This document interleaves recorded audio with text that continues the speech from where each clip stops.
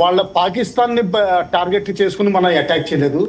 కేవలం terrorist infrastructure అంటే ఏంటంటే వాళ్ళకున్న స్థావరాలు, ట్రైనింగ్ ఏరియాస్, లాజిస్టిక్స్ ఏరియాస్, వాళ్ళు ఉండే క్యాంపులు, వీటినే టార్గెట్ చేశాం.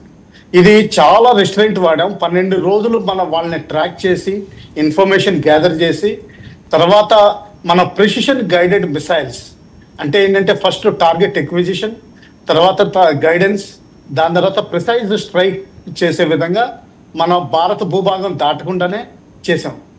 ఇది చాలా వరకు లాంగ్ రూప్ ఇస్తున్నాం. అంటే ఏంటంటే పాకిస్తాన్కి ఇంకా వాళ్ళ పరిస్థితుల్ని మార్చుకునే విధంగా, వాళ్ళు టెర్రరిజంని వదిలేసే విధంగా, తర్వాత కాశ్మీర్ ఇష్యూని వదిలేసే విధంగా ఇంకా చాలా లాంగ్ రూప్ ఇస్తున్నాం. వాళ్ళు ఎంతవరకు తీసుకుంటారు, వాళ్ళు తీసుకోరా, లేకపోతే కేవలం ఫేస్ సేవింగ్ చేసుకుంటారా?